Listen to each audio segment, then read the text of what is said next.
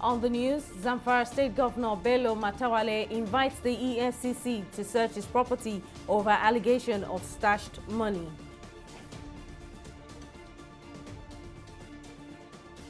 Inspector General of Police Alkali Baba increases security personnel along Lagos-Ibadan Expressway to combat insecurity.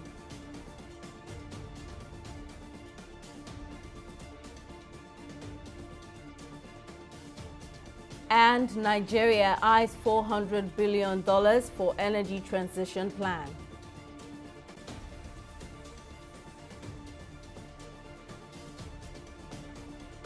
Many thanks for joining us on News Now. I am Simisola Adigun. Governor Bello Matawale of Zamfara State has offered to allow the Economic and Financial Crimes Commission (EFCC) access to ransack the property, which the agency alleged its operatives found a certain humongous amount of money for laundering through cash payment of salaries. The governor said this in a letter written to the anti-graft agency by his legal representatives. He was reacting to claims in some media outlets that the agency is monitoring at least 3 servicing governors who hoarded billions of naira in various houses. The report identified the governors as Nyesom Wike of Rivers State, Bello Matawale of Zamfara State, and Abdullahi Ganduje of Kano State. Describing the claim as malicious and a political vendetta, Matawale urged the EFCC to conduct a thorough investigation over the claims and fish out the real perpetrators of the crime. The Inspector General of the Nigerian Police Force, Usman Alkali Baba, says the force has increased its presence along the Lagos-Ibadan Expressway to prevent crimes and combat issues of insecurity in the area. The police boss made this known while speaking on winning the fight against insecurity and update on the police reforms during the 57th session of the State House media briefing at the Presidential Villa, Abuja. The IGP also said it is not advisable to withdraw all police personnel attached to VIPs in the country, adding that the Police Specialized Services Automation Project was set up to correct deployment issues and stop access of its services to unauthorized persons. The police boss further added that it is also a means of generating revenue for the force in order to tackle security challenges across the country. Increased kidnapping case in Ibadan Lagos Expressway. Yes, we are in know of what is happening there, and most of the cases, if they are not prevented, they are detected.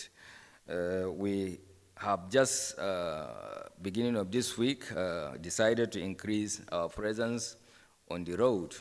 And because of a lot of construction work that is going on, there are diversions, there are blockages and so forth. But our presence has been increased, and we hope that will mitigate the crime further. Then the issue of security personnel being attached to VIPs to be withdrawn. For every rule, there are exceptions. These are people who needed to be protected, but we try to do it with all sense of humility that VIPs needed to be protected, because some people are really, if left unattended to, they can be easy targets, and it can make too much noise. So we are not withdrawing personnel, or I am not with the view of completely withdrawing security aids from VIPs, but that we will manage what we have. The federal government is pushing for funding to the tune of $400 billion to help implement Nigeria's energy transition plan. The Minister of Environment, Mohammed Abdullahi, said the push was being made at the ongoing 27th Conference of Parties, also known as COP27, holding at Sharm el-Sheikh in Egypt. The minister, who disclosed this in his address on the federal government's expectations at the ongoing conference, said Nigeria was using the opportunity to call the attention of developed countries on the impact of their industrialization on developing countries and the need for them to mitigate this. He also said the government will also engage with private sector investors who could support the energy transition plan of Nigeria, as a number of bilateral meetings and engagement had been arranged to discuss funding from development partners and the private sector. The Senate Committee on Appropriation has assured of making the desired budgetary interventions to enable the Independent National Electoral Commission (INEC) to conduct hitch-free, credible elections in 2023. The chairman of the committee made this commitment when the subcommittee on electoral matters presented its report seeking intervention to increase the 50 billion naira appropriated for INEC to conduct next year's polls. This is coming amidst concerns that the general elections may be affected by worsening insecurity in parts of the country.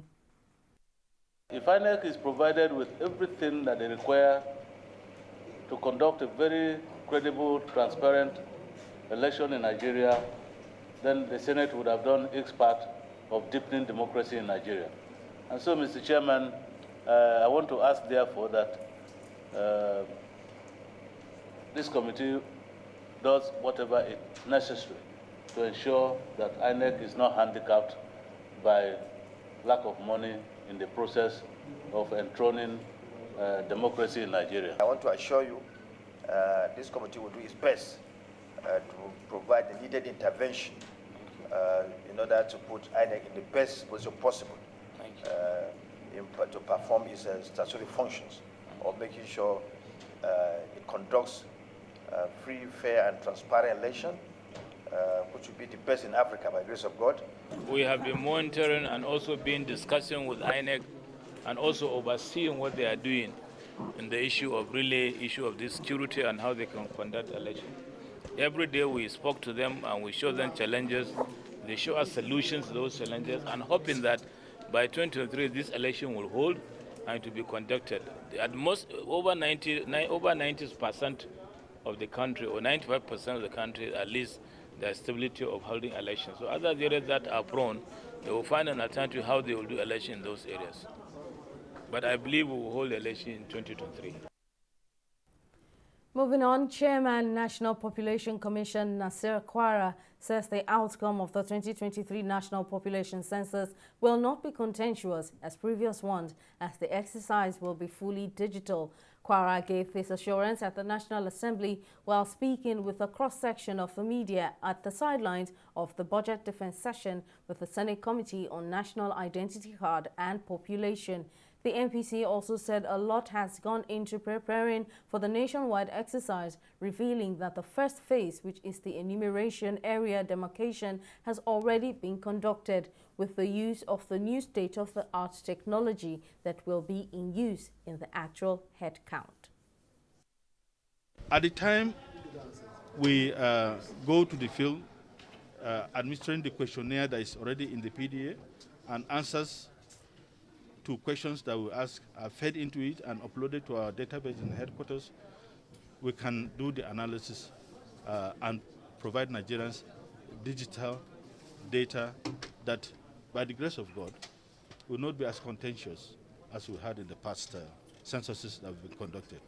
Technology of today has enabled us to be able to do this, and it is going to be verifiable.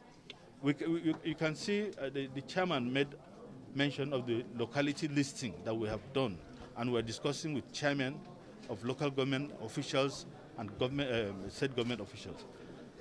We have presented the locality list that we have been able to generate during the enumeration area demarcation for Nigerians to verify if there are exclusion or double inclusion or spelling mistakes. All this will be corrected and then brought back to us, and that will be the foundation upon which we now assign people to go and do the enumeration by the grace of God in April 2023. The Executive Secretary of Pension Transitional Arrangement Directorate, Peter Chioma Ejikeme, says pensioners under the old defined benefit scheme will no longer have to suffer stress or delay to be verified for payment of pensions. Ejikeme, who made the remark at a training for union executives and pension desk officers on the use of the application, said the introduction of I Am Alive confirmation solution pensioners under PTAD will no longer go through the sufferings and sometimes death while waiting for verification exercises. Our correspondent Mary Kanu now reports. In preparation to fully launch the I Am Alive confirmation self-service web portal for easy verification of defined benefit scheme pensioners on its payroll, the Pension Transitional Arrangement Directorate (PTAD) has kick-started the last phase of its sensitization and training exercise of South-South, South-East and Southwest pension desk officers and union representatives.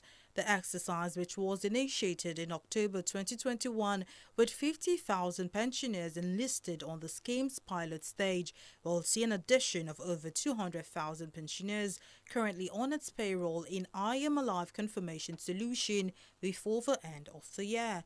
The Executive Secretary of PTAD, Chioma Ejikeme, says the training on how to use the application for verification is a critical step towards preparing the pensioners to be fully conversant with the use of the application. We realize that our pensioners are senior citizens. A lot of them are not used to this technology. So in order to get this project to be successful, we need to create awareness. And this awareness has to be both appropriate and adequate. That is appropriate in the sense that we have to make sure that we are training some people who are going to help these people.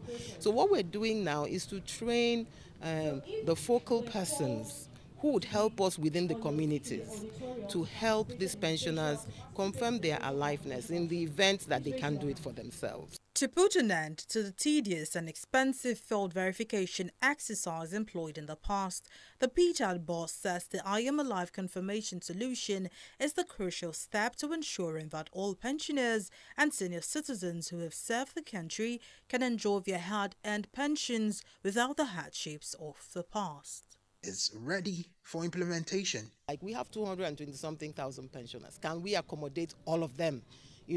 Confirming their aliveness at the same time. It's something we're going to face. Civil service pensioners, it's time for you to confirm your aliveness. Parastatal pensioners, confirm your aliveness. Our target is to start before the end of the year 2022. Speaking at the exercise, some pensioners who were at the event say the initiative is a welcome development. Stress of traveling is very hectic, so it's better we could be able to do it this way than traveling all the way from the east to here at Abuja. Everybody, every pensioner will do his own Alive confirmation at the comfort of his home. In collaboration with the respective pension unions and pension desk officers, PTAD has assured of concerted efforts to change the narrative of pension administration in Nigeria, especially under the defined benefit scheme. Mary Kanu, TV360, Nigeria. We'll go on a short break here, but still to come. World Health Organization reports 90% drop in world COVID-19 deaths since February. Details of the story and more right after this break.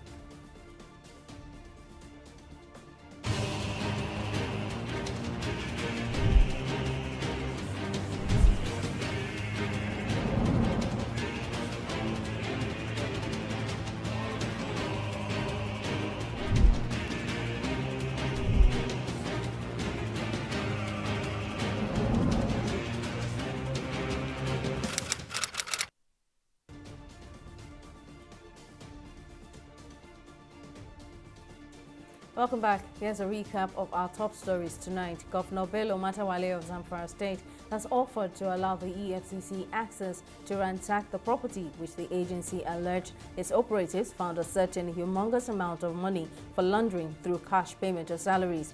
The governor said this in a letter written to the anti-graft agency by his legal representatives. Describing the claim as malicious and a political vendetta, Matawalle urged the EFCC to conduct a thorough investigation over the claims and fish out the real perpetrators of the crime. We also told you that the Inspector General of the Nigerian Police Force, Usman Al-Khali Baba, says the force has increased its presence along the Lagos-Ibadan Expressway to prevent crimes and combat issues of insecurity in the area. The IGP also said that it is not advisable to withdraw all police personnel attached to VIPs in the country, adding that it is also a means of generating revenue for the force in order to tackle security challenges across the country. Well, in case you missed any of our news bulletins or for more updates, do log on to our website on www.tv360nigeria.com.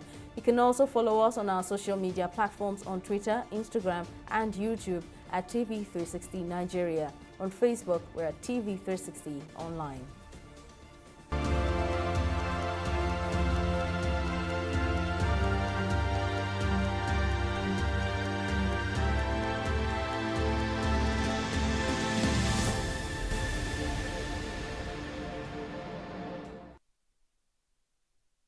The World Health Organization has disclosed that a nearly 90% drop in recent COVID-19 deaths globally compared to 9 months ago provides cause for optimism, but still urged for vigilance against the pandemic. Director General of the WHO, Tedros Ghebreyesus, said while testing and sequencing rates remain low globally, vaccination gaps between the rich and poor countries are still wide and new variants continue to crop up. The UN Health Agency said the tally of newly registered COVID-19 cases worldwide came in at over 2.1 million for the week ending on Sunday, down 15% from the previous week, while the number of weekly deaths fell 10% compared to a week earlier. We'll go on another short break and be back with more stories. Stay with us.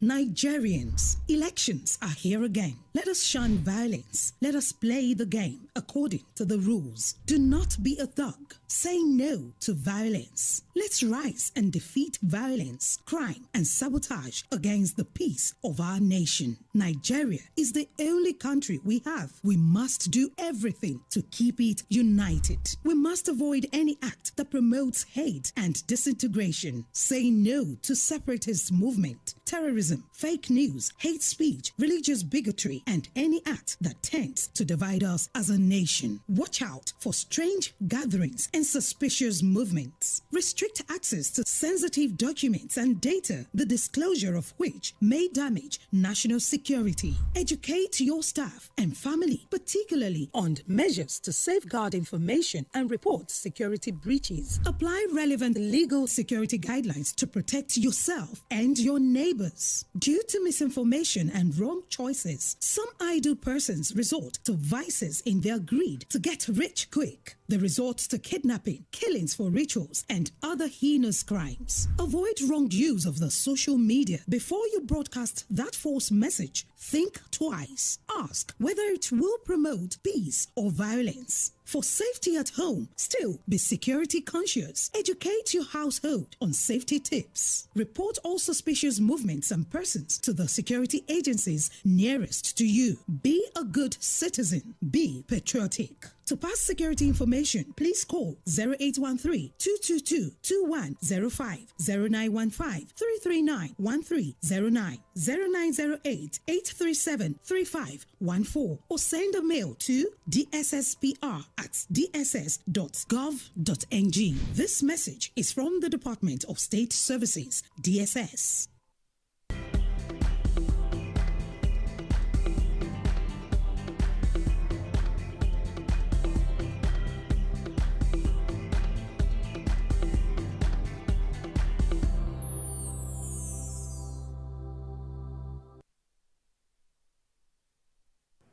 Welcome back. Abisola Adebayo is on standby with Business Update. Abisola. Thank you very much, Simisola. Welcome to Business News. The Minister of Agriculture, Mohammed Abubakar, has reiterated the federal government's commitment in tackling the challenges of the current inflation and food security in the country. The minister gave the assurance at this week's Federal Executive Council meeting, presided over by Vice President Yemi Osinbajo at the State House in Abuja. Abubakar said the continuous rise in food prices is not peculiar to Nigeria, but a global issue caused by the after effects of the COVID-19 pandemic, which has affected food supply chains, climate change, and the current Russia-Ukraine war. There's details in this next report. This is the third hybrid meeting presided over by Vice President Yemi Osinbajo on behalf of President Muhammadu Buhari, who is in the United Kingdom for a routine medical checkup. A very important issue addressed at the meeting is one of food shortage and the rising prices of food items in all parts of the country. Briefing State House correspondents, the Minister of Agriculture and Rural Development, Mohammed Abubakar, says that contrary to general belief, there is no shortage of food. The minister said the efforts of the federal government are geared towards preventing food shortage in 2023 through preparation for dry season farming and stopping farm gate pricing. One of the things is to make sure, first of all, that there is food in the country, supply and demand. That's why we are making sure that we'll do the dry season farming. We know a lot of farmlands have been flooded and will lose some crops from the rainy season. So we want to make up for that. And it's not just the ministry, even the central bank, are involved in agricultural production. So we are banking on making sure that we do that. And the president is 100% behind the augmentation of food production, and we will do that. Speaking on behalf of the Minister of Aviation, Information and Culture Minister Lai Mohammed presented a memo for procurement of medical equipment and furniture for the ongoing construction of one of the prototype aviation medical centers at the Nnamdi Azikiwe International Airport, Abuja. We're building, aviation medical centers in all the airports, and this is the first prototype at Abuja, and the contract was approved for the supply of medical equipment and furniture to the tune of 1,684,789 naira 232 kobo. On his part, the Minister of State for Budget and National Planning, Clement Agba, announced the approval of over 14.88 billion naira contract for the construction of a new office block and parking lot for the Federal Inland Revenue Service, which he said will decongest traffic along Awolowo Road. The construction of this building will save the Federal Inland Revenue Service about 4 billion naira yearly rent that they have been paying. And it will also help the Lagos State government to reduce traffic congestion along Awolowo Road and the adjoining roads. Agba also revealed plans by the federal government to purchase an estate consisting of 274 housing units to the sum of 14.05 billion naira to serve as accommodation for officers of the Nigerian Customs Service. Simisola Adigun, TV360 News. Well, we'll take a short break now and return with a review of the stock market.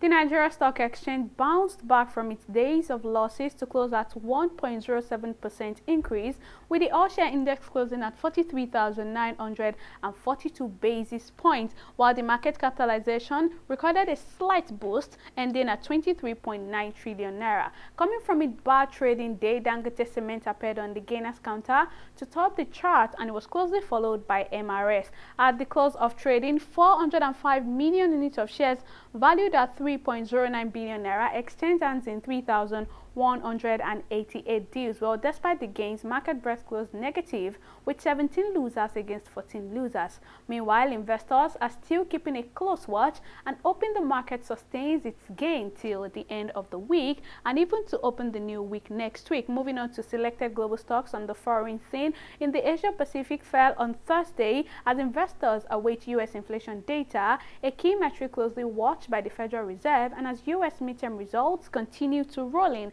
And we can see the UK's FTSE in the positive, recording a 1.31% increase. U.S. Dow Jones in the positive, also recording a 2.86% increase. And Japan stocks Nikkei in the negative, recording a 0.98% decline. That's all on Stock Market Report. Back to you, Simisola, for the rest of the news. Thank you, Abisola, for that update. Now in South Africa, thousands of public workers have downed tools on Thursday in a nationwide strike over wages after talks with the government to get a 6.5% increase hit a deadlock, threatening to affect essential services. union members belonging to the Public Servants Association, including nurses, immigration workers, and some police officers, picketed outside the Treasury office in Pretoria, waving black placards with various inscriptions. The PSA had warned on Wednesday that the strike would have a serious impact on the Home Affairs, Transport, and Border Control departments. And former first vice president of the Nigeria Football Federation, NFF, and the chairman of Lagos State Football Association, Seyi Akinwumi, has expressed optimism that women football in Nigeria and part of the world is the next big thing. Akinwumi made the statement at the 2022 She Rose Award ceremony, where outstanding Nigerians were honored in line with their numerous attainments and contributions to women's sports development. He added that investing in women football will also help to encourage the coaches and the players to grow. This will not only encourage the footballers themselves and the coaches, the backroom staff, but also people who will invest in women's football.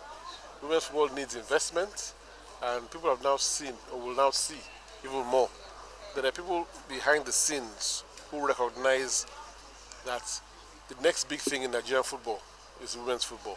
And this is what the message we should try and pass around, so that people can come in and see the opportunities to grow. I am assuring you that we'll keep improving. As many women and individuals, as well as organizations that continue to support the cause of women, we will fish them out, we will find them, and we will reward them. Well, that wraps up our package this evening. Thank you for watching. I'm Simisola Ajikun.